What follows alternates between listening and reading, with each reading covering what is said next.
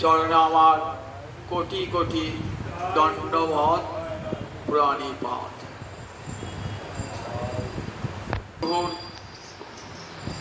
কৃপার পরশ প্রাপ্ত হয়ে প্রকাশানন্দ সরস্বতী প্রবোধানন্দ সরস্বতী পরিণত হয়েছে। তিনি মহাপ্রভুকে প্রণাম জানিয়ে কি বলছেন? যস্যৈব পাদাম্বুজ ভক্তিলভ্য প্রেমাভিধান পরম পুমর্থ তস্मै জগন্মঙ্গল মঙ্গলায় চৈতন্য চন্দ্রায় নমো নমস্তে। যস্যৈব, যস্য যুক্ত এবকের যস্যৈব, এই এবকাকে একমাত্র গৌরহরির চরণে প্রণাম জানালেই সঙ্গে সঙ্গে ভক্তি লাভ হয়ে যায়। এমন কোন ভগবান আছে বলুন দেখি যার চরণে প্রণাম জানানোর সঙ্গে সঙ্গে ভক্তি লাভ হয়ে যায়? একমাত্র তাই যস্যৈব বললেন। যস্যৈব পাদাম্বুজ, পাদ অম্বুজ মানে পদ্মফুল, অম্বুতে জন্মায়, পাদ মানে চরণ, যার চরণ কমলে যস্যৈব পাদাম্বুজ ভক্তিলভ্য, যার চরণ কমলে প্রণাম জানালে ভক্তি লাভ হয়ে যায়। শুধু ভক্তি নয়, প্রেমাভিধান পরম পুমর্থ, প্রেম নামক পরম পুরুষার্থ লাভ হয়ে যায়। দেখো, যে মুক্তি সাধনার জন্য যোগী কত কোটি কোটি বৎসর ধরে যোগ সাধন করছে, জ্ঞানী জ্ঞান সাধন করছে, প্রেমের কথা চিন্তাই করতে পারে না। প্রেমের কথা, ভগবত প্রেমের কথা যোগী জ্ঞানী ধ্যানী তপস্বীর চিন্তার মধ্যে আনতে পারে, তার মুক্তি চায়। আর মুক্তিকেও তুচ্ছ করে দেয় যে প্রেম, সেই প্রেম লাভ হয় আমার গৌর হরির চরণে একটা প্রণাম, প্রেমাভিধান পরম। তস্मै জগন্মঙ্গল মঙ্গলায়, জগতের মঙ্গল তারও মঙ্গল স্বরূপ যে আমার গৌরাঙ্গ হরি, যার নাম স্মরণে মঙ্গল হয়ে যায়, যার নাম উচ্চারণে জীবের মঙ্গল হয়ে যায়, যার নাম কীর্তনে সমস্ত পাপ রাশি বিদূরিত হয়ে চরম মঙ্গল লাভ হয়ে যায়, সেই চৈতন্য চন্দ্রের চরণে কোটি কোটি প্রণাম। প্রকাশানন্দ প্রণাম করে বলেছে, দেশে লোক নাই কিন্তু প্রকাশানন্দ 6টা দর্শনে সুপণ্ডিত, বেদান্ত দর্শনে তার মতে নিপুণ পণ্ডিত তখন ভারতবর্ষে ছিল না। পণ্ডিত সার্বভৌম আর এই প্রকাশানন্দ সরস্বতী দুজনেই ছিলেন বেদান্ত দর্শনে সুপণ্ডিত। প্রকাশানন্দ বলছেন, হা হন্ত পরমৌষর চিত্ত ঘুম ব্যক্তি ভবন্তি সাধন কোটয় অপি। গৌরচন্দ্র চরণ বলছে, দেখো তমহম অদ্ভুত ভক্তি বীজন গৌরচন্দ্র চরণং শরণং করো। হা হন্ত, হন্ত একটি অব্যয় পদ, কখন খেদে বিষাদে বলে হন্ত। হায় হায়, হা হন্ত পরম ওষর চিত্ত ঘুম। উষর মানে অনুর্বর, উর্বরের বিপরীত শব্দ উষর মানে যেখানে কিছু ফসল ফলে না। পরমোষর চিত্তভূমি, আমার চিত্তভূমিটা উষর হয়ে গেছে, কিছুই ফলবে না এখানে, এখানে মুক্তি কিছু আসবে না, কোনো ফল দান কর, প্রেম তো দূরের কথা। পরমোষর চিত্তভূমি, এত কোটি কোটি সাধন করেছি, সব ব্যর্থ হয়ে গেছে। আমার গুরুদেবের দেওয়া যে বীজ সেও ব্যর্থ হয়ে গেছে। কেন? উষর ভূমিতে, অনুর্বর জমিতে যদি বীজ পোতা হয় অঙ্কুরোদ্গম হবে না। তাই বলছেন পরমোষর চিত্তভূম, আমার চিত্তভূমি অনুর্বর, তাতে আমার গুরুদেবের দেওয়া বীজ মন্ত্র ফল লাভ করে নাই। ব্যর্থী ভবন্তি সাধন কোটয় অপি, আমার কোটি কোটি সাধন সব ব্যর্থ হয়ে গেছে, সব ব্যর্থ।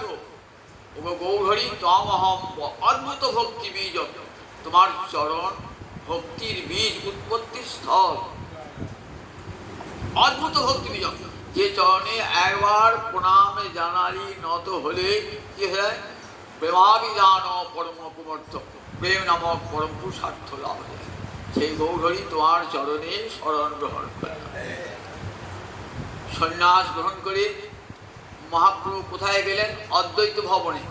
সেখানে কদিন থাকলেন? 10 দিন থাকলেন। তারপর কোথায় গেলেন? পুরী ধামে। সেখানে মাঘ, ফাল্গুন, চৈত্র এই 3টি মাস কাটিয়ে কোথায় চলে গেলেন? দক্ষিণে, বৈশাখ মাসে দক্ষিণে চলে গেলেন। 2টি বৎসর দক্ষিণ দেশ পরিভ্রমণ করে। 3য় বৎসরে ঠিক রথযাত্রার পূর্বেতে মহাপ্রভু জ্যৈষ্ঠী পূর্ণিমায় স্নান যাত্রার আগে মহাপ্রভু, তাহলে 2টি বৎসর দক্ষিণ ভ্রমণ করেছেন মহাপ্রভু। সঙ্গে কে ছিল? কালা কৃষ্ণ দাস। এই কাছেই কোথায় বলেন? আকাইহাট। আকাইহাটের কালা কৃষ্ণ দাস, গায়ের রং কালো ছিল তাই কালা। কালা কৃষ্ণ দাস মহাপ্রভুর সঙ্গে গেছিলেন। দক্ষিণ দেশ ভ্রমণ করছেন। দক্ষিণ দেশ যাচ্ছেন তো দক্ষিণ দেশে কেউ অনেক আছে কর্মী, যার যজ্ঞাদি ভালোবাসেন, কেউ আছেন জ্ঞানী, আবার কেউ আছেন পাষণ্ডী, বেদ বিরুদ্ধ মত আচরণ করেন। আবার রাম ভক্ত আছে অনেক, আবার বিষ্ণু ভক্ত আছেন অনেক, আবার শিবের উপাসক আছে বহু। তাই মহাপ্রভু কি নামটি করে যাচ্ছে? দেখুন অধিকাংশ রাম ভক্ত তো, রাম আর বিষ্ণু ভক্ত। কি গান করতে যাচ্ছেন? রাম রাঘব রাম রাঘব রাম রাঘব রক্ষমান, কৃষ্ণ কেশব কৃষ্ণ কেশব কৃষ্ণ কেশব পাহিমা, রাম রাঘব রাম রাঘব রাম রাঘব রক্ষমান, কৃষ্ণ কেশব কৃষ্ণ কেশব কৃষ্ণ কেশব পাহিমা। নৃত্য করতে করতে চলেছে। অপূর্ব রূপের মানুষটিকে দেখে দুপাশে লোক ছুটে আসে, দেখবি আর ভগবান নেমে এসেছে, দেখছি ভগবান নেমে এসেছে, এত রূপ বাবরে, 10 দিক আলোকিত হয়েছে রূপের ছটা। এত বড় মানুষ। আমরা দৈর্ঘ্যে বসতে কত শান্তি না, আর মহাপ্রভু 4 হাত দৈর্ঘ্যে বসতে, একবারে চরণের নখ থেকে মাথার চুল পর্যন্ত 4 হাত। আর আমরা 3.5 হাতে বেশি কেউ হবে না। স্বয়ং সৃষ্টিকর্তা ব্রহ্মাই 3.5 হাত, আর মহাপ্রভু দৈর্ঘ্যে বসতে 4 হাত, এই থেকে 4 হাত, আবার উপর থেকে। এত বড় মানুষ, বাপরে বাপ। আমার গায়ের রং কেমন, একেবারে তপ্ত কাঞ্চন, এত রং। এমন মানুষ লোকে দেখেন নাই। স্বর্গ থেকে নেমে এসেছে, ছুটে আসছে দুপাশে লোক, তারাও মহাপ্রভুর সঙ্গে সুর মিলে রাম রাঘব রাম রাঘব রাম রাঘব রক্ষমান, কৃষ্ণ কেশব কৃষ্ণ কেশব কৃষ্ণ কেশব পাহিমা। নৃত্য করতে করতে মহাপ্রভু চলেছে। কত তীর্থ যে ঘুরলেন, কবিরাজ গোস্বামী পাদ বলছেন তার সীমা সংখ্যা নয়, সহস্র সহস্র তীর্থ ঘুরলেন। সব তীর্থের কথা বলতে পারবো না, 2-1টি তীর্থের কথা, 2-4টি তীর্থের কথা উল্লেখ করেছে। সিদ্ধিবট বলে একটা জায়গায় এলেন, সিদ্ধিবট। সেখানে আগে রাম ভক্ত বৈষ্ণব থাকে। রাম ভক্ত বৈষ্ণব, রামচন্দ্র উপাসক যারা তারা তো বৈষ্ণব, লক্ষ্মীনারায়ণ উপাসক যারা তারাও বৈষ্ণব। যারা রাম ভক্ত বা লক্ষ্মীনারায়ণ তাদের কী বলা হয়? শ্রী সম্প্রদায়ের বৈষ্ণব। শ্রী সম্প্রদায় 4টে বৈষ্ণব সম্প্রদায় আছে, 4টে মনে করি। শ্রী সম্প্রদায় একটা, ব্রাহ্ম সম্প্রদায় একটা, শ্রী ব্রহ্ম রুদ্র সম্প্রদায়, শিবের একটা সম্প্রদায় আছে, তার রুদ্র সম্প্রদায়, আর সনকাদি ঋষিগণ একটা সম্প্রদায়। এই 4 সম্প্রদায়ের বৈষ্ণব। শ্রী ব্রহ্ম রুদ্র সনকা বৈষ্ণবা খ্যাতি পাবনা। শ্রী মানে লক্ষ্মী, লক্ষ্মী আজকে কৃপা করেছেন, তার একটা বৈষ্ণব, আজকে বলে শ্রী সম্প্রদায়ের বৈষ্ণব। ব্রহ্মার অন্তর্ভুক্ত একটা বৈষ্ণব সম্প্রদায়, তাই বলে ব্রাহ্ম, ব্রাহ্ম গৌরী। আমাদের মতবাদ কারণ কী বলি? ব্রাহ্ম গৌরীয়। ব্রাহ্ম মত বলতে মহাপ্রভু আবির্ভাবের ফলে এই মত এত প্রসার লাভ করেছে, গৌর হরি নামে। গৌর দেশের বৈষ্ণব সম্প্রদায় গৌরীয় বৈষ্ণব বলা হয়। গৌর দেশ, গৌর দেশ মানে এই দেশটা বলে গৌর দেশ বলে। গয়ৌ ডয়বিন্দু রায়, কিন্তু মনে রাখবে গৌরীয় বললে কী বোঝায়? বানানটা গয়ৌ ডয়বিন্দু রায় দিয়ে কি অন্ত্যেষ্ট। গৌরীয় বৈষ্ণব বলে আমাদের বাংলাদেশ সব বৈষ্ণবকে গৌর, এরা সব গৌর ভক্ত, নিতাই জানের ভক্ত। এরা মাধ্য সম্প্রদায় অন্তর্ভুক্ত। এরা ব্রহ্মা, এদিকে ব্রহ্মা স্বীকার করেছে। শ্রী ব্রহ্ম রুদ্র সনকা, আর একটি সম্প্রদায় রুদ্র সম্প্রদায় বিষ্ণু স্বামীকে স্বীকার করেছে। মহাদেবের অনুগত বৈষ্ণব সম্প্রদায়। আর একটি সনকাদি ঋষি, তাকে নিম্বার্ক সম্প্রদায় বলা হয়। নিম্বার্ক, এখানে আমার কাঠিয়া আছে দেখেছেন না? এরা নিম্বার্ক সম্প্রদায়, এরা নিম্বাদিত্য সম্প্রদায়ের বৈষ্ণব। এই 4 সম্প্রদায়ের বৈষ্ণব আছে। যেখানে উঠে যান এরা যারা শ্রী সম্প্রদায় এরা লক্ষ্মীনারায়ণ এবং রাম সীতার উপাসনা করে, যুগল ভজন করে, রাম সীতা এবং লক্ষ্মীনারায়ণ উপাসনা করে। এই রাম ভক্ত বৈষ্ণব উঠেছে পরমাদের মহাপ্রভুকে দেখি ভাবছেন এ কি আমার রামচন্দ্রের নাকি, এমন সুন্দর রূপ রামচন্দ্রকে। বলেন প্রভু আজ আমার ঘরে ভিক্ষা। ভিক্ষা মানে সন্ন্যাসীর ভোজনকে ভিক্ষা বলে, সন্ন্যাসীর ভোজনকে ভিক্ষা বলে। বলে বেশ তাই হবে। ভিক্ষা করলেন, তার গিয়ে ভিক্ষা করলেন, ভিক্ষা করে পূর্ববার চলে গেলেন অন্যান্য দেশ করতে। ঘুরে আবার ঘুরে এলেন, দেখছেন যে রাম নামের বদলে কৃষ্ণ নাম করছে। তা বললে হে প্রভু আপনি এতক্ষণ আমার মুখে রাম নাম শুনছিলাম, এখন আবার কৃষ্ণ নাম কেন?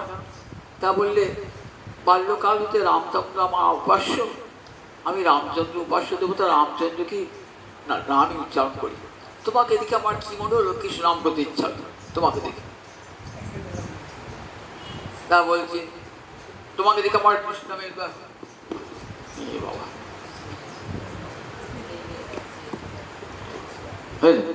কাল থেকে একটা স্বভাব আছে নামের মহিমা সংগ্রহ করা, বিভিন্ন শাস্ত্র নামের মহিমা সংগ্রহ করা। তা দেখলাম রাম নাম আর কৃষ্ণ নাম তো একই। কেন রাম নাম? পরব্রহ্মের একটা নাম রাম কেন? রমন্তে যোগিন অনন্তে সত্যানন্দে চিদাত্মনি রাম পদেন অসৌ পরম ব্রহ্ম অভিধীয়তে। পদ্মপুরাণে বলছেন রাম শব্দের দ্বারা পরব্রহ্মকে বোঝায়। কারণ যোগীরা তারা কি করেন, এই পরব্রহ্মকে লাভ করে আনন্দ অনুভব করেন, পরমাত্মা স্বরূপ ভগবানকে আনন্দে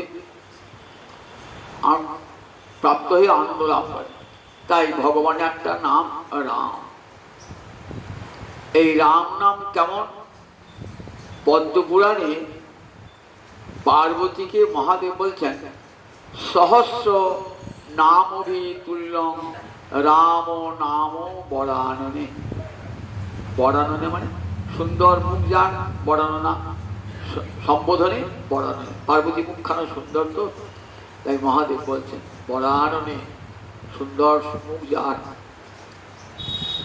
বলছেন হে বরাননে সহস্র নাম অভিতুল্যং রাম নাম বরাননে। কেন আমি রাম নাম করি জানো? একবার রাম নাম করলে 1000 বার বিষ্ণুর নাম করা হয়। একবার রাম নাম করলে 1000 বার বিষ্ণুর নাম করা হয়। আবার ব্রহ্মাণ্ড পুরাণে দেখলাম একবার কৃষ্ণ নাম উচ্চারণ করলে 3 বার বিষ্ণু সহস্র নাম করা হয়, তা 3000 বার করা হয় 3 বার। তাহলে রাম নামের চেয়ে কৃষ্ণ নামের মহিমা বেশি, রাম নামের চেয়ে কৃষ্ণ নামের মহিমা বেশি। কৃষ্ণ নাম আর রাম নাম কোনো পার্থক্য নাই, কারণ রাম নামকে পরব্রহ্ম বলা হয়। আবার কৃষ্ণ নামে না কৃষির ভূবাচক শব্দ নশ্চ নির্বৃতি বাচক। বলেন কৃষি শব্দটি সত্তাবাচ, আর ন এই শব্দটি হল আনন্দবাচক, সচ্চিদানন্দ। তাই কৃষ্ণ বলে সচ্চিদানন্দময় ব্রহ্মকে বোঝায়। তাহলে কৃষ্ণ নামেও পরব্রহ্ম, রাম নামেও পরব্রহ্ম। তা প্রভু আমার তো, আমি বাল্যকাল হতে দেখো আমার প্রভু রামচন্দ্র তো আমার আরাধ্য দেবতা, তো রাম নাম বলে খুব সুখ পায়, রাম নাম খুব সুখ পায়। যে আরাধ্য দেবতা সেই দেবতার নাম করে, ইষ্ট দেবতার নাম করে সবাই তো সুখ পায়। যেমন হনুমান বলতেন না, যদি জানি আর যদিও আমি জানি নারায়ণেতে আর আগেতে কোনো পার্থক্য নাই, তথাপি রামচন্দ্র আমার সর্বস্ব ধন। ঠিক আছে তো? আরাধ্য দেবতাকে এমনি করেই ভালোবাসতে হয়। আরাধ্য দেবতাকে মুরারিগুপ্ত মহাপ্রভুর লীলার সঙ্গী ছিলেন, নাম শুনেছেন তো, যিনি শ্রী চৈতন্য চরিতামৃতম বলে কাব্য লিখেছিলেন সংস্কৃত ভাষায়। বরাবরই রাম ভজন করতেন, কারণ মুরারি ছিলেন হনুমান, মুরারি হলো সেই হনুমান। তুমি সেই রাঘবেন্দ্র, আমি বীর হনুমান। তুমি চৈতন্য ভাগবত এক জায়গায় বলছেন, দেখো আমি কে, আমি বীর হনুমান, তুমি সেই রাঘবেন্দ্র। তা হনুমান যে সেই গৌরলীলা এসে রামনামই তো করবে। কিন্তু মহাপ্রভুকে দেখতে তার এত আনন্দ, মহাপ্রভুকে থেকে মহাপ্রভুকে ছাড়তে পারে না। মহাপ্রভু যে মুরারি কৃষ্ণ ভজন করো, কৃষ্ণ ভজনে অধিক আনন্দ আছে। বলি প্রভু তাই বলছো, তাই করবো। রাত্রে মনে ভাবছেন আমি কৃষ্ণ মন্ত্র গ্রহণ করবো, শুয়ে আছেন বিছানা, ভোরের দিকে স্বপ্ন দেখছেন রামচন্দ্র এসে শিয়রে দাঁড়িয়েছে। শিয়রে দাঁড়িয়ে বলছে আমাকে ত্যাগ করবি? বলছেন ঘুম ভেঙে গেছে। ছুটে এসে মহাপ্রভু চরণে, প্রভু জানো স্বপ্নে দেখলাম রামচন্দ্র প্রভু এসে না আমাকে বলছেন আমাকে ত্যাগ করবি, তুই একদিন আমার নাম করেছিস। প্রভু আমি রাম নাম ত্যাগ করতে পারবো না প্রভু, তোমার চরণে কি করি। মহাপ্রভু বলছেন দেখ, জড়িয়ে ধরেছেন, শুধু ইষ্টনিষ্ঠা একবার জন্য জড়িয়ে ধরেছেন। বলেন দেখ তোর হৃদয়ে মুরারি গুপ্ত হয়ে রয়েছে। মুরারি মানে কৃষ্ণ। মুর নামক অসুরকে দমন করেছিল বলে কৃষ্ণ একটা নাম মুরারি। মুরারি তার ওই যে মুরারি গুপ্ত নামটা তো সার্থক নাম। মুরারি গুপ্ত হয়ে তোর হৃদয়ে রয়েছেন, তুই প্রাণ ভরে রামচন্দ্রের ভজন কর। রামচন্দ্রের ভজন যা কৃষ্ণ ভজন। তাই আবার যখন শ্রীজীব গোস্বামীর পিতার নাম কি ছিল? বল্লভ, অনুপম। সেই বল্লভকে একদিন রূপ গোস্বামী পাল বলছেন, দেখো ভাই আমরা দুই দাদা ভাই সনাতন আমি কৃষ্ণ ভজন করি, তুমি যদি কৃষ্ণ ভজন করো একবার তিনজনেই কৃষ্ণ ভজন হবে। বললেন বেশ দাদা তাই হবে। ঠিক একই রকম রাত্রেবেলায় স্বপ্ন দেখছেন রামচন্দ্র এসে যেন চুলের মুঠি ধরে নিয়ে যাচ্ছেন। তখন সনাতন গোস্বামী পাল জড়িয়ে ধরে বলছেন, সেই ভক্ত ধন্য যে না ছাড়ে নিজ প্রভুর চরণ, সেই প্রভু ধন্য যে না ছাড়ে নিজ জন। প্রাণ ভরে তুমি রামচন্দ্রের ভজন করো।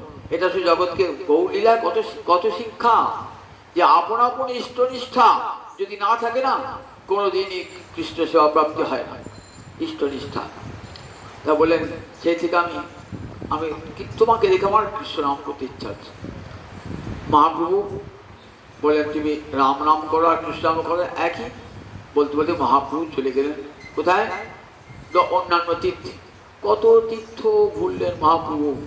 পানা নরসিংহ, নরসিংহ মানে নৃসিংহ দেবতা, তার নাম পানা নরসিংহ। কেন? পানা মানে শরবত। যখন হিরণ্যকশিপু বধ করেছেন না তখন খুব ক্রোধ উগ্রত, তখন শরবত খাইছিলেন ঋষিরা ঠান্ডা করবার জন্য। সে দেখবেন নৃসিংহদেবের ভোগে কি হয়, ঠান্ডা শরবত দিতে হয়, ঠান্ডা শরবত নৃসিংহদেবের ভোগে। ওই নৃসিংহদেবের নাম হলো পানা নরসিংহ। মহাপ্রভু দর্শন করলেন, মহাবলী বাবা এমন ভক্তবৎসল, আমার ভক্তি অঙ্গ আঘাত করেছি, তোকে আমি ছাড়বো না কোনো মতে, তোর বিনাশ করবি করবো। আমার ভক্তবৎসল ক্রুদ্ধ হয়ে আছেন, দেখেছেন তো। তাই যখনই বিপদে সংকটে পড়বেন না, এই নৃসিংহদেবকে স্মরণ করতে, হে নৃসিংহদেব রক্ষা কর বলে ধাদির কথা দিয়েছেন। বড় ঠাকুর যে তোমাকে এই তোমার নাম করে ডাকবে আর্ত হলে তুই বল তাকে কৃপা করবি। বলে কথা দিলাম, পড়লে হাত তোকে, যে আমাকে ডাকবে সংকটে বিপদে আমি তাকে গিয়ে বিপদ থেকে উদ্ধার করব।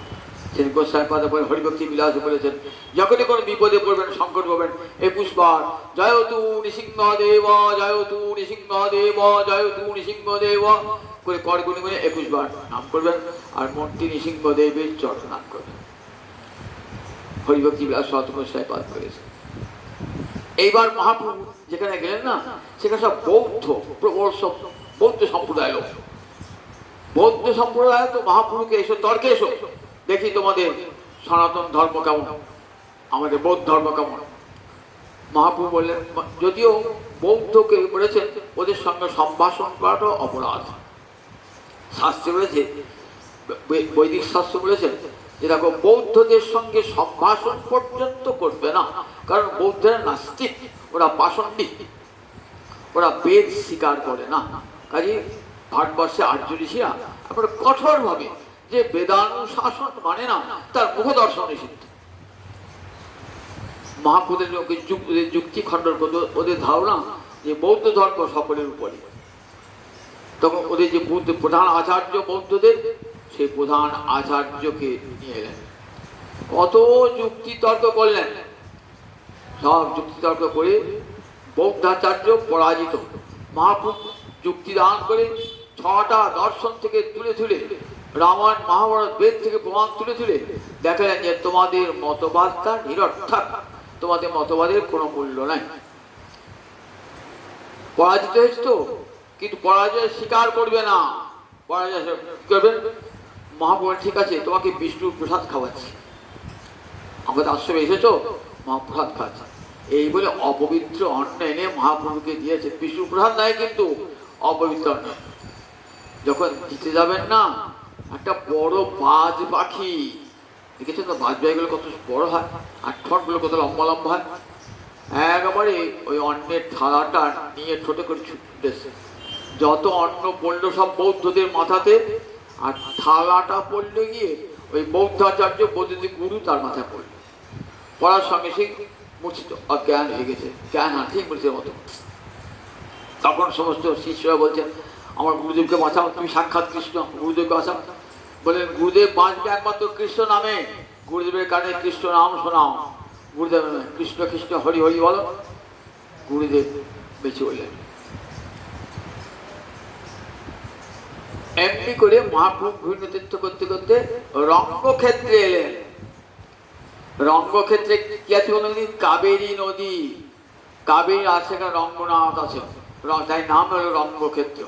রঙ্গনাথ হলেন কৃষ্ণ, রঙ্গনাথ কাবেরী নদীর তীরে রঙ্গনাথের মন্দির। সেখানে কে থাকেন? বেঙ্কট ভট্ট।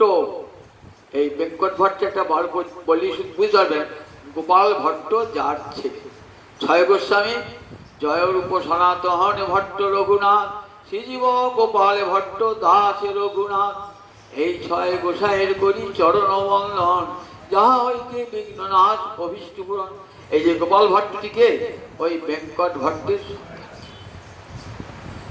মহাপ্রভু গোপাল ভট্টকে একটি আসন আর ডোর কপি দিয়ে গেছেন, যে বঙ্গদেশে শ্রীনিবাস আচার্য প্রভু নামে আমার এক প্রতিনিধি আবির্ভূত হবে, তুমি তাকে দীক্ষা দান করবে। কত আগে থেকে? তখন শ্রীনিবাস আচার্য প্রভু জন্মান নাই, তার আগে থেকে। এই গোপাল ভট্ট হলেন শ্রীনিবাস আচার্য প্রভুর গুরুদেব। এরই পিতার নাম বেঙ্কট ভট্ট। বেঙ্কট ভট্টের মহাপ্রভু দর্শন করে প্রেমে উন্মাদ, বিষ্ণু ভক্ত প্রেমে উন্মাদ। দেখছে সাক্ষাৎ ভগবান, সাক্ষাৎ বিষ্ণু এসেছেন যেন। বলেন প্রভু আমার গৃহে এই 4 মাস চাতুর্মাস্য ব্রত করছি। 4 মাস চাতুর্মাস্য ব্রত কখন হয়? শয়ন একাদশী থেকে উত্থান একাদশী পর্যন্ত, আষাঢ় মাস থেকে আশ্বিন মাস পর্যন্ত। এই 4 মাস চাতুর্মাস্য ব্রত প্রভু আমার গৃহে ভিক্ষা গ্রহণ করবে। দক্ষিণ দেশে বৈষ্ণব তো কঠোরভাবে সব ওই চাতুর্মাস্য ব্রত পালন করে। মহাপ্রভু ভারী হলো, মহাপ্রভু 4 মাস ওই রঙ্গনাথকে দর্শন করেন, কাবেরীতে স্নান করেন।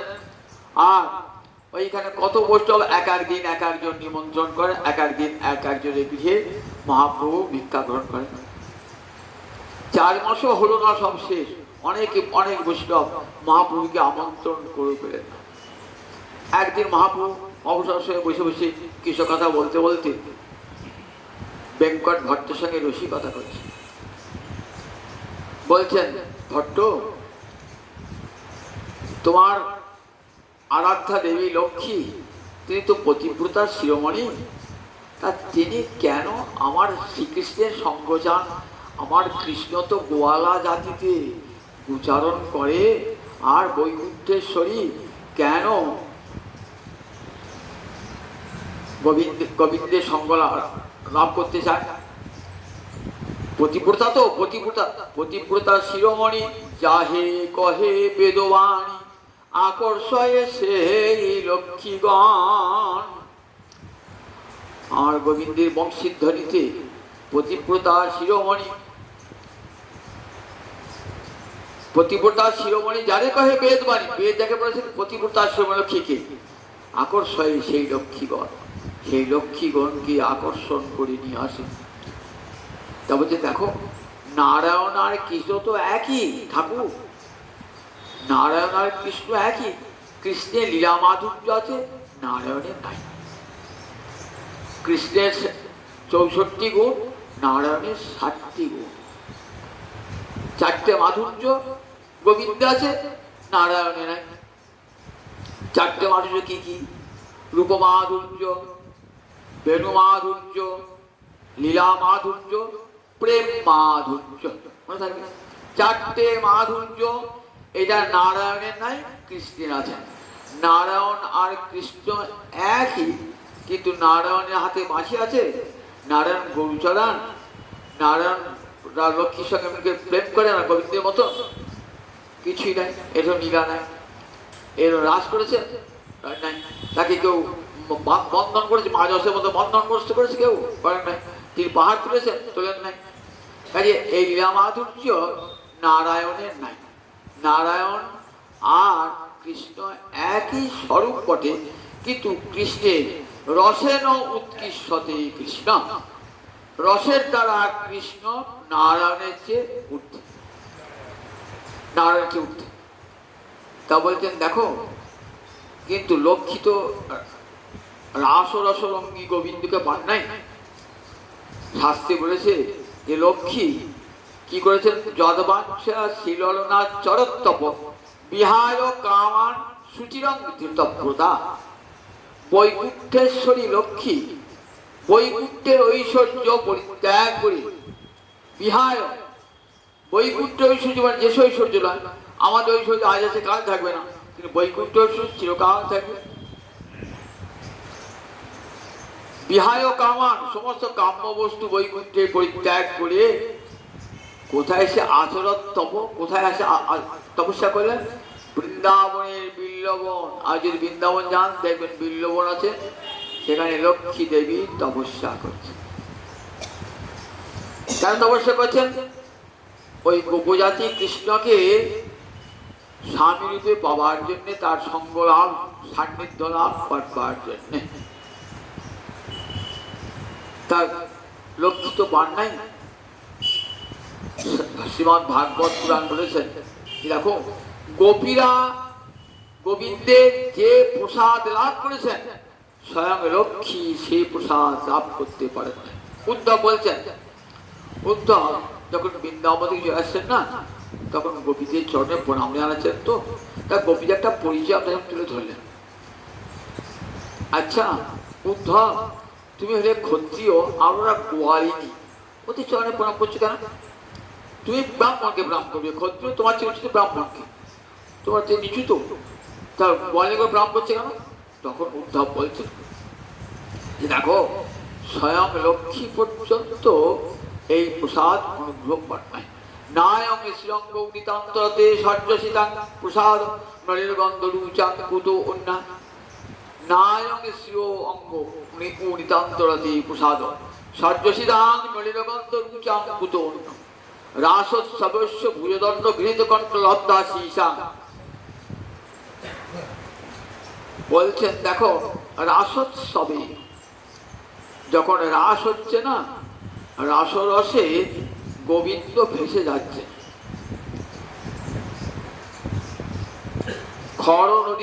খরস্রোতা নদীতে যদি আপনি পুড়ে যান, দেখবেন শত চেষ্টা করে আপনি একে রক্ষা করতে পারছেন না, পা হড়কে এমন পড়ে গেলেন কোথায় জিনিস বেশি নেই। রাসোৎসবে অশ্ব ভুজদণ্ড গৃহীত কণ্ঠলব্ধা শীষা। রাসেতে গোবিন্দ নৃত্য করছেন, গোপীরা নৃত্য করছেন তো, কিন্তু গোপীদের প্রেম কেমন? গোবিন্দকে টড়িয়ে দিয়েছে। উদ্ধব বলছেন যে দেখো ভগবান কি বলেছেন, যে যথামান প্রপদ্যন্তে তাং সতীব ভজাম্যহম। যে আমাকে যেমন করে ভজন করবে আমি তাকে তেমনি করে কৃপা করব। আমার কাছে কেউ যদি ভক্তি চায়, স্বর্গলোক চায়, আমি দিয়ে দেবো। কেউ যদি মুক্তি চায় দিয়ে দেবো। যে যা চাইবে তার ধন জন সম্পদ চাই দিয়ে দেবো, পুত্র বৃত্ত চাই দিয়ে দেবো। কিন্তু ভগবানের এই যে প্রতিজ্ঞা ভঙ্গ হয়েছিল কোথায়? গোপিকার ভজনে কৃষ্ণের প্রতিজ্ঞা ভঙ্গ হয়েছিল। যাকে যেমন কেউ চাইলেন, গোবিন্দ অন্তর ইচ্ছা তোমার চরণটা একবার আমাকে ধ্যানেতে দেখিও। খুব ভজন করছেন অনেক দিন ধরে। গোবিন্দ কৃপা করে তাকে কি করলেন? চরণ দেখালেন। আপনার চরণ দেখে ইচ্ছে হলো, গোবিন্দ এমন সুন্দর চরণ, ওই চরণটা তুলসীতে বাড়ির ইচ্ছা আমার জেগেছে, কৃপা করে দেখো। গোবিন্দ কৃপা করেন, দাও তুলসী দাও। তুলসী দিলেন। আবার গোবিন্দকে বদন দর্শন করে মনে হলো, আহা গোবিন্দের কণ্ঠে একটা মালা দিবি। তবে মালা দেওয়া, মালা দেওয়াতে এই পর্যন্ত কৃপা হয়ে গেল, এই পর্যন্ত কৃপা হয়ে গেল। আবার কেউ কেউ সখারা বললেন যে গোবিন্দ বড় ইচ্ছায় তোমার কণ্ঠদেশ জড়িয়ে ধরে আলিঙ্গন করতে। বেশ যাও, আমার কণ্ঠদেশ আলিঙ্গন করো। শ্রীরাম সুরাম সখা করেছে। বুঝো আমরা যে আমরা কৃষ্ণ কণ্ঠ আলিঙ্গন করব না, কৃষ্ণই আমাদের কণ্ঠ আলিঙ্গন করবে, তবেই বুঝবো গোবিন্দের কৃপা। দেখেছেন তো এত বড় দাবি আর কাছে আছে? এত বড় দাবি গোপীদের থাকার নাই। কৃষ্ণই আমাদের কণ্ঠ আলিঙ্গন করবে। রাসোৎসবস্য ভুজদণ্ড গৃহীত কণ্ঠ। ভুজদণ্ড মানে বাহুদণ্ড, যে গৃহীত কণ্ঠ। রাসেতে গোপীগণের প্রেমেতে গোবিন্দ ভেসে যাচ্ছেন। কোথায় কৃষ্ণ প্রেম আর কোথায় রাধা রানীর প্রেম। যে প্রেমেতে প্রেমের মহাসমুদ্রে গোবিন্দ তলিয়ে যাচ্ছেন। তখন সমুদ্রে নদীতে জলে কেউ তলিয়ে যা তখন কি করে? তখন একটা শক্ত জিনিস ধরতে চায় যাতে তীরে উঠতে পারে। গোবিন্দ ভাবছেন এই পৃথিবীতে কার কণ্ঠ ধরবো? জগতের সবাই কি করে না, সবাই চিত্ত চঞ্চল, বিষয় কামনায় চিত্ত চঞ্চল। কারো কণ্ঠ ধরলে চলবে না।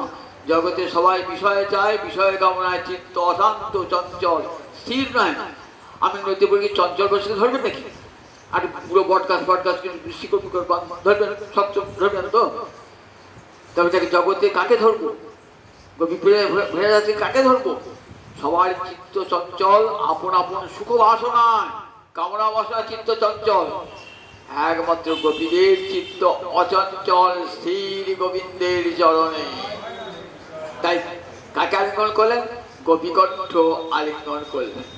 তাই নায়ং শ্রিয় লক্ষ্মী দেবী অয়ং প্রসাদ ন উদ্গাত বলেন, এমন প্রসাদ এমন কৃপা স্বয়ং লক্ষ্মী দেবী পর্যন্ত লাভ করতে পারেন না। পুতো না, লক্ষ্মী যখন পারেন না তখন অন্য কেউ পারবেন কেমন করে?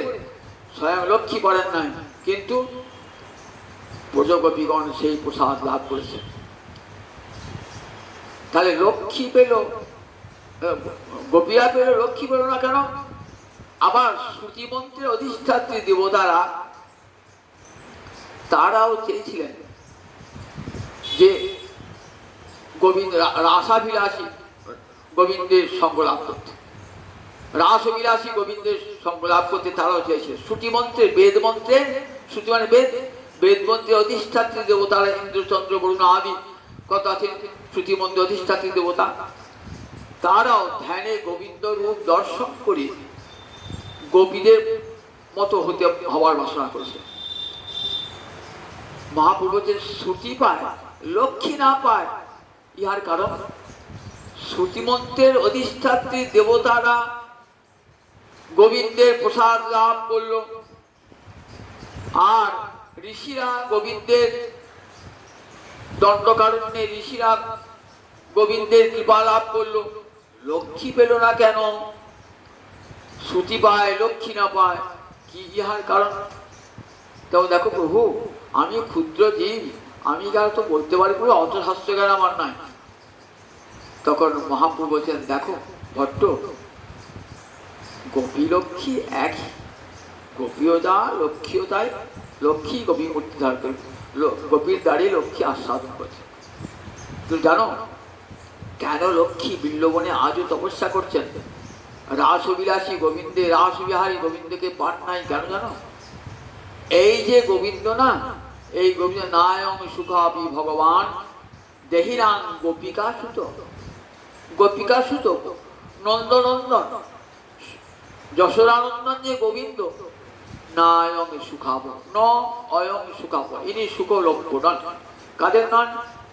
জ্ঞানী নন, আত্মভূতা জ্ঞানীদের দেহি নন।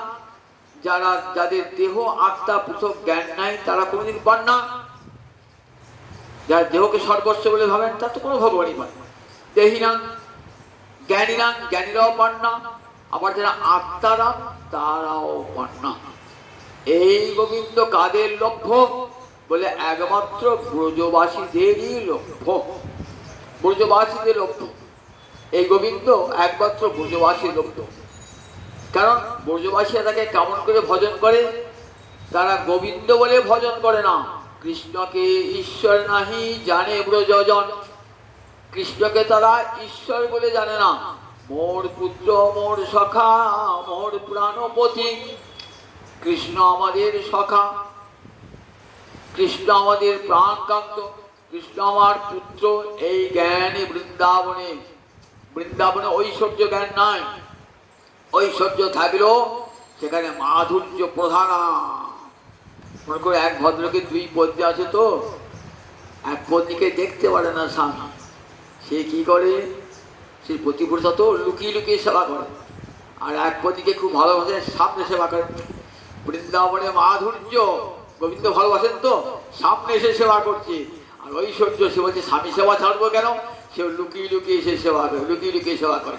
তাই বৃন্দাবনে ঐশ্বর্য, আবার কখনো কখনো মাধুর্য দেখা দেয়। সনাতন গোস্বামী পাদ বলছে, দেখো একবার দেখা দিয়ে আবার ঐশ্বর্য লুকিয়ে পড়ে। কেমন জানো? দুধ ফোটাচ্ছ, কোনো পাত্রে দুধ ফোটাচ্ছ, তো একটা খড়ের টুকরো পড়ে গিয়েছে, টকবক টক আমি ছাড়কে আনে তার টুকরো, ও বাবা এসে দেখছে কোথাও লুকিয়ে তাকে যাচ্ছে না। আবার খানকে মাথায় ভেসে উঠলো, আবার যাচ্ছে ছাড়কে আনতে, লুকিয়ে পড়ছে। ঐশ্বর্য ঠিক এমনি করে মাঝে মাঝে লুকিয়ে পড়ে। কত ঐশ্বর্য বৃন্দাবন দেখেছেন তো? এত ঐশ্বর্য দেখেও কিন্তু সখারা বলছেন, তুমি কোন বড় লোহকে তুমি আমি সম, প্রিয়া যদি মান করি করে ভস্বন, বেদস্তুতি হইতে তা হরে বড় মন। মা দশা কি বলেন? অতিহীন জ্ঞানে করে লালন পালন, অতিহীন জ্ঞানে করে লালন পালন। মা বলে, আমার গোপাল কি করে ভগবান হবে? ও তো মিছে কথা বলে। ঠিক এই জগতে লোকের মতো মিছে কথা বলে, জানো ধর? তুমি গোপালকে ভগবান বলছো কিসে? গোপাল ভগবান হবে কেমন করে? মিছে কথা বলে, জানো কত মিছে কথা। এই জগতে ছেলেরা মায়ের কাছে মার খাবার ভয় মিছে কথা বল না, এরকম জানো তো? মাটি খেয়ে বলছে মাটি খাইনি, মুখ ভর্তি মাটি, আর আমার সাথে বলছি মাটি খাইনি। হাঁ করলাম, বাবরে বাপ, মুখে কত মাটি, কিন্তু মাটি দেখা গেল না। গোবিন্দ কি জানে জানিস তো? গোপাল কি জানে জানিস তো? দেখলাম গোপাল বিশ্ব ব্রহ্মাণ্ড দর্শন করলাম। দর্শন করে কিন্তু মা মুখের মাটির কথাই ভাবছে, গোপালের মুখে মাটি। মা ভাবতে পারেন না আমার কৃষ্ণ ভগবান, তবে আমার গোপাল মিছে কথা বলে। ক্ষুধা পেলে ক্ষুধায় থাকতে পারে না, ক্ষুধায় থাকতে পারে না। আমার গোপাল রাখালের ছেলে, রাখা গোয়ালার ছেলে, গরুচলা, ও কি করে ভগবান হবে? দেখেছেন তো? কিছুতেই উদ্ধব, উদ্ধব তুই ভগবান বলছি, কি করে ভগবান হবে? শ্রীরাম সুদাম সখাগণ বলছেন, কি করে আমার গোবিন্দ ভগবান হবে? তুমি কোন বড়? তুই বড় কিসে? আমি বড় নই, তোর সে বড়। কি করে বড়? আমি অসুর বধ করেছি, বকাসুর বধ করেছি, কত অসুর বধ করেছি, পাহাড় তুলেছি, তোর ভাবি? তো বলছো তুমি করছো নাকি? তুমি করছো নাকি? কে করলে? নন্দ বাবার গুরুদেব আছেন না, ভাগুনি মুনি, মন্ত্র বলেছে, সেই মন্ত্রের শক্তি করেছে। দেখেছেন তো? বিশ্বাস নাই, কৃষ্ণকে ঈশ্বর ছাড়া, ঈশ্বর ভাবেন না তারা। কৃষ্ণ আমাদের নিজজন। প্রিয়া যদি মান করিয়ে করে ভৎসন, বেদস্তুতি হইতে তাহা হরে মোর মন। রাধা বিভূষণ আমরা মান করেছেন, কৃষ্ণ এসে কুঞ্জে অনুমতি নাই। সখীরা মঞ্জে বল, যাও যাও ফিরে যাও, অনুমতি নাই। প্রিয়া যদি মান করি করে ভৎসন, বেদস্তুতি হইতে তাহা হরে মোর মন। বহু কষ্টে যদিবা রাধানী সাক্ষাৎ পেলেন, রাধানী কঠোর রসভারে বলছেন, যাও যাও মাধব, যাও যাও কেশব, যাহি মাধব যাহি কেশব, মাধব কবিত বাদম। যাও, তোমার এই কপট কথা, রাধা আমি তোমাকে ভালোবাসি, ওই কপট কথা আর বহুবার শুনিস, আরো কপট কথা শুনে যাও। তুমি যাকে ভালোবাসো তাকে ভালোবাসো, এখানে এখানে আর তোমার স্থান না। দেখেছেন তো? রাধারানী মান ভরে বলছেন, ওই যে গোপিকার মান ভরে ভৎসনা জানো, ওটা আমার কাছে কেমন জানো, ওটা ওই ব্রাহ্মণেরা কোন বেদস্তুতি করে তার চেয়েও প্রিয়। ব্রাহ্মণের বেদস্তুতি আমি দেখেছি, গেছি কোনোদিন যাই নাই, ব্রাহ্মণের বেদস্তুতি আমি কোনোদিন যাই নাই। আমাদের বিল্লমঙ্গল একটা শ্লোক আছে, বিল্লমঙ্গল বলছে ব্রাহ্মণ বিপ্রাধরে লজ্জাশীল, ব্রাহ্মণ যখন যোগ করেছে তখন তোমায় যেতে লজ্জা হয়, আর গরু করে যখন হাম্বাড়া করে তখন তুমি ছুটে চলে যাও। আবার গোপীগণের দাস হতেও তোমার লজ্জা করে না প্রভু, আর ব্রাহ্মণ বেদ মন্ত্র বলছে তখন তুমি যাও না। বলছে প্রিয়া যদি মান করি করে ভৎসন বেদস্তুতি হইতে তাহা হরে মন। কোনটা ভালোবাসো ঠাকুর, ওই গোপীগণের ভৎসনা না ব্রাহ্মণের বেদস্তুতি? বলছে না, ব্রাহ্মণের বেদস্তুতি আমার মনটাকে হরণ করতে পারে না, কিন্তু ব্রজগোপীদের ভৎসনা আমার মনটাকে হরণ করে নেয়। বুঝেছেন তো? তাহলে বুঝো ব্রজগোপীগণ কেন শ্রেষ্ঠা। তাই উদ্ধব দেবাকে প্রশংসা করে আছেন যে দেখো আমি গোপীগণের চরণ বন্দনা করি। কোন চরণ? যে চরণ গোবিন্দ ব্রহ্মাদি দেবগণ বাঞ্ছা করেন, ওই চরণের সামান্য একটু কণিকা পেতে ব্রহ্মাদি দেবগণ বাঞ্ছা করেন। তোমরা লোক বুঝিত, যুগে যুগে যত ভক্তগণ আসবেন সবাই তোমাদের কৃপা চাইবেন, সামান্য একটু কৃপা তোমাদের। তোমার সমস্ত রাধারানী তোমার সমগ্র চরণ ধুলি স্পর্শ করবো অধিকার আমার নাই, দূর থেকে একটা চরণ ধুলিকে আমি প্রণাম জানাই, একটা চরণ ধুলিকে প্রণাম জানাই। একটা চরণ ধুলিকে প্রণাম জানিয়েছেন বৃন্দাবন আসছেন জগৎকে শুনে যে রাধারানী দেখো জগতের সমস্ত ভক্তের শিখরে। মেঘকর ভট্ট খুব আনন্দ পেলেন মনে, এই ব্রজকবির মহিমা তিনিও জানেন না, কিন্তু লক্ষ্মীনারায়ণ তার উপাস্য দেবতা, তো লক্ষ্মীনারায়ণ শ্রী সম্প্রদায়ের বৈষ্ণব, তো বলেন দেখো তোমার সঙ্গে পরিহাস করলাম, জানো গোপী আর লক্ষ্মী একই, যারা বৈকুণ্ঠের লক্ষ্মী তারাই ব্রজে এসে গোপী হয়েছে। এই যে লক্ষ্মী দেবী আশ্বাস গ্রহণ করছেন, কৃষ্ণ সঙ্গে আশ্বাস লাভ করছে কি করে? গোপী দ্বারে। কারণ গোপ জাতি কৃষ্ণ গোপী প্রিয়সী তাহার, দেবী বা অন্য স্ত্রী না করে অঙ্গীকার। গোপরূপে এসেছেন, তো গোপরূপে এসেছেন বলে গোপী ছাড়া আর কারু সঙ্গ লাভ তিনি করবেন না। গোপী ছাড়া দেবী কোনো দেবীকেও গ্রহণ করবেন না, যেমন যজ্ঞবন্দী করে এলেন গ্রহণ করলেন না, লক্ষ্মীকেও গ্রহণ করলেন না। বলে রাখো লক্ষ্মী ওই তোমার দেহটা ত্যাগ করে আসতে হবে, কোন দেহ? গোপী দেহ ধারণ করে আসতে হবে, তবে তুমি পাবে আমাকে। এখানে লক্ষ্মীর দেহে পাবে না, লক্ষ্মী তার ওই লক্ষ্মী দেহ দেব দেহ ত্যাগ করেন নাই, তাই লক্ষ্মী সঙ্গবান নয়। কিন্তু শ্রুতি মন্দির অধিষ্ঠাত্রী দেবতারা তারা কি করেছেন? তারা মহান্তরে তারা ওই অন্য গোপী দেহ লাভ করে, দণ্ড করেন ঋষিরা গোপী দেহ লাভ করে তবে রাসের স্থান পেয়েছিলেন। বলে দেখো গোপিয়া লক্ষ্মীতে কোনো পৃথক নাই, গোপিয়া লক্ষ্মীতে শুনে খুব আনন্দ প্রাপ্ত হলেন বড় বেঙ্কট ভট্ট। সেই বেঙ্কট ভট্ট মহাপ্রভুকে বিদায় দিতে চান না। এই সময় একজন ব্রাহ্মণকে কৃপা করলেন, ব্রাহ্মণ দেবালয়ে গীতা পাঠ করছে। গীতা পাঠ ব্রাহ্মণ ভালো ষষ্ঠ জানে না, তো উচ্চারণ করতেও কখনো শুদ্ধ কখনো অশুদ্ধ, তা সবাই হাসাহাসি করতো। তো কিংবা সবাই ভালো সংস্কৃত জানে, সেগুলো ওরকম একটা সংস্কৃত উচ্চারণ করছে, সবাই হাসাহাসি করতো। মহাপুর ডাইরিয়া দেখছেন, কি বলছে আচ্ছা তুমি গীতা পাঠ করো যখন, তো এক মনে গীতা পাঠ করো। গীতা পাঠ করলে হ্যাঁ প্রভু, আমি যখন গীতা পাঠ করি না তখন কি দেখতে হয়? রথের উপর বসে রয়েছে কৃষ্ণ, অর্জুনকে জ্ঞান মুদ্রা ধারণ উপদেশ দান করছে, এই মূর্তিটা আমার চোখের সামনে ভেসে ওঠে। তা লোকে হাসাহাসি করে, আমার মনে হয় গীতা পাঠ ঠিক হয় না। কিন্তু আমি আপন মনে বলে দেখো, মূর্খ বদতি বিষ্ণায় ধীর বদতি বিষ্ণবে তয়োরেব সমগ্রাচ্ছ ভাবগ্রাহী জনার্দন। যারা মূর্খ লেখাপড়া জানে না তারা কি বলে? বিষ্ণায়ন বলে দেয়। বিষ্ণু শব্দ আর কৃষ্ণ শব্দ এক নয়। বিষ্ণু শব্দ হর্ষক্রান্ত পুলিঙ্গ শব্দ, সাধু শব্দ সাধ হবে, তেমনি বিষ্ণবে নম। তখন বিষ্ণুচন্দ্র বিষ্ণবে নম। হরি শব্দ মুনি শব্দ হরয়ে নম। কৃষ্ণ শব্দ কৃষ্ণায় নম। কিন্তু অনেকে তা জানে না, কৃষ্ণায় বলে সব কৃষ্ণায় বললেন, কৃষ্ণায় বললেন, বললেন গোবিন্দ কিন্তু সে ত্রিষ্ঠা গ্রহণ করবেন, আবার পণ্ডিত যে সে বিষয়ে বললেন। গোবিন্দ দুটোই গ্রহণ করেন, কেন? ভাবগ্রাহী জনার্দন।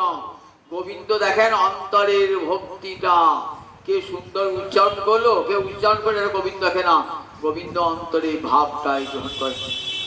তখন ব্রাহ্মণ কিছু আর জড়িয়ে ধরেছেন মহাপ্রভু। ব্রাহ্মণ আর গৌরহরি দেখছেন না, দেখছেন সাক্ষাৎ কৃষ্ণ যেন অর্জুনের রথের সারথি হয়ে দাঁড়িয়ে আছেন, অর্জুনকে উপদেশ দান করছেন। কৃষ্ণ স্ফূর্তি হয়েছে, বলেন তুমি এমন বার্তা আর কাউকে বলবে না। ব্রাহ্মণকে কৃপা করি। এইবার মহাপ্রভু অন্য তীর্থে গমন করবেন, পরে আবার শোনাবো জয় নিতাই জয়, 4টা বেজে গেছে।